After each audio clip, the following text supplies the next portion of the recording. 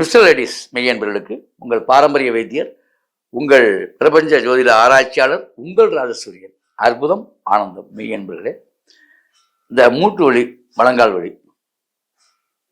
கை வலி, கால் வலி, திருகு வலி, குறுக்கு வலி, இதுக்கெல்லாம் எப்படி முயற்சி பண்ணாலும் வழியே கிடைக்கலங்க.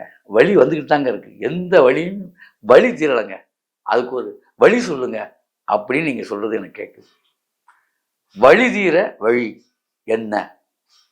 இப்ப ஒரு பாட்டை கூட வரும், வழி தீர வழி என்னவோ அப்படின்னு ஒரு பாட்டு வரும். இந்த கண்ணாலனை பாட்டா? ரைட். திடீர்னு அந்த ஞாபகம் வந்துருச்சு எனக்கு.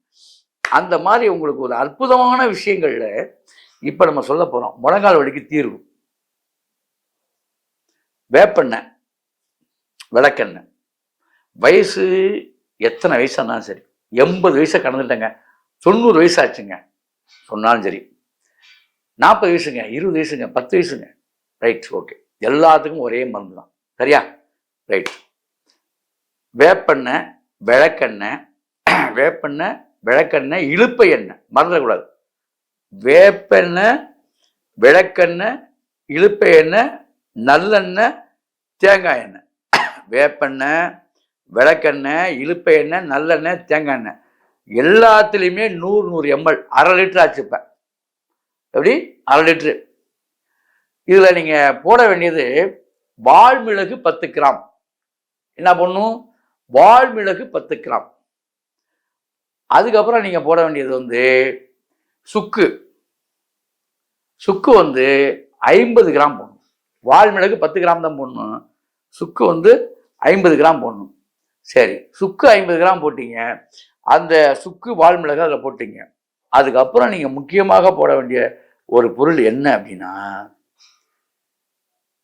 யானை நெருஞ்சில்னு ஒன்று இருக்கு.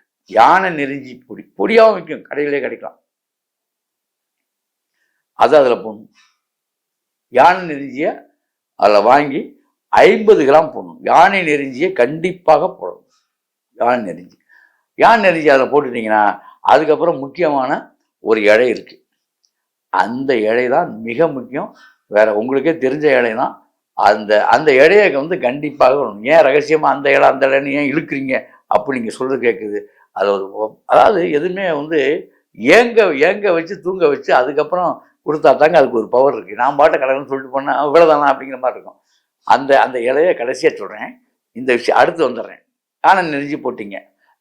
யானை நெருஞ்சி போட்டதுக்கு அப்புறம் இதுல முக்கியமா சேர்க்க வேண்டியது வந்து இது தேத்தாங்கொட்டை.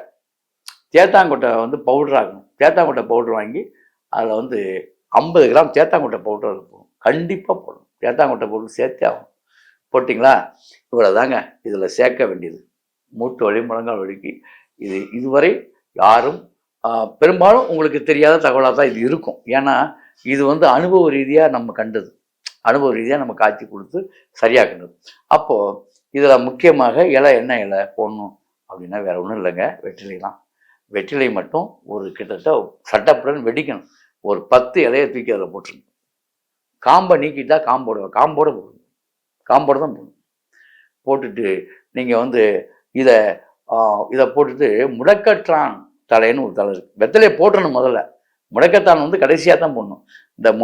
இந்த முடக்கத்தான் தலை கிடைக்கலன்னா கடையில் கேளுங்க, பவுடராக வச்சுருப்பாங்க. அதை வாங்கிட்டு வந்து 100 கிராம் பக்கம் அதை கொட்டிடுங்க. 1/2 லிட்டரில் எல்லாம் கொட்டி வேக விட்டுருங்க. நல்லா வேக விட்டுருங்க. நல்லா வேக விட்டீங்கன்னா கருன்னு ஆயிடும். கருப்பாக மாதிரி அது கொதிக்கும், நுதிக்கும், எல்லாம் இருக்கும். தைல பதமாக ஆக்கணும். தைல பதம் மீன்ஸ் என்னென்னா, அந்த செய்ய முடியாதவங்க எங்களுக்கு நீங்கள் தாராளம் தொடர்பு கொள்ளலாம், நாங்கள் தருவோம்.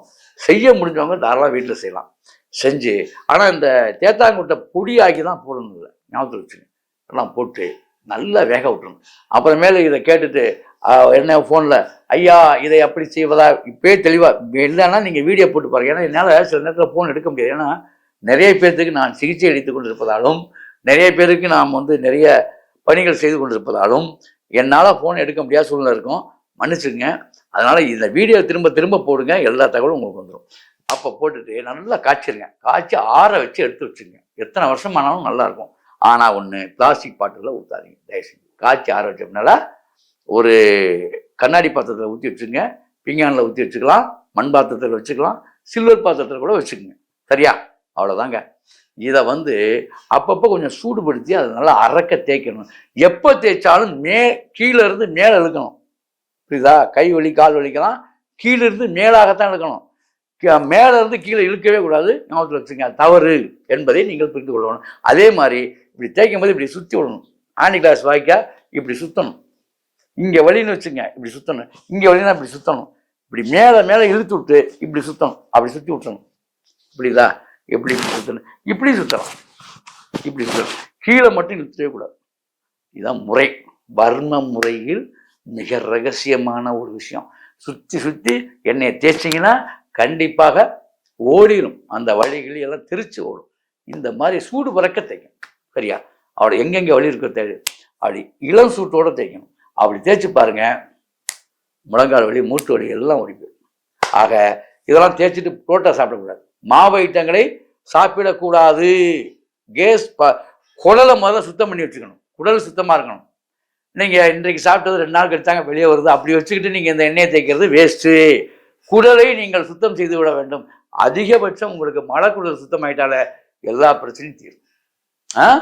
இப்படி செய்து அதே மாதிரி இந்த இது காய்ச்சும் போது 1 லிட்டர் எண்ணெயாக கூட மாற்றிக்கிட்டு நான் சொன்ன அளவை கொஞ்சம் அதிகப்படுத்தி போட்டுக்கிட்டு அதில் வந்து கிட்டத்தட்ட 1 ஹவர் காய்ச்சணும். 1 ஹவர் கொதிக்கிறது. இதில் வந்து பாதம் அடிக்க இலையை கூட அதில் போடலாம்.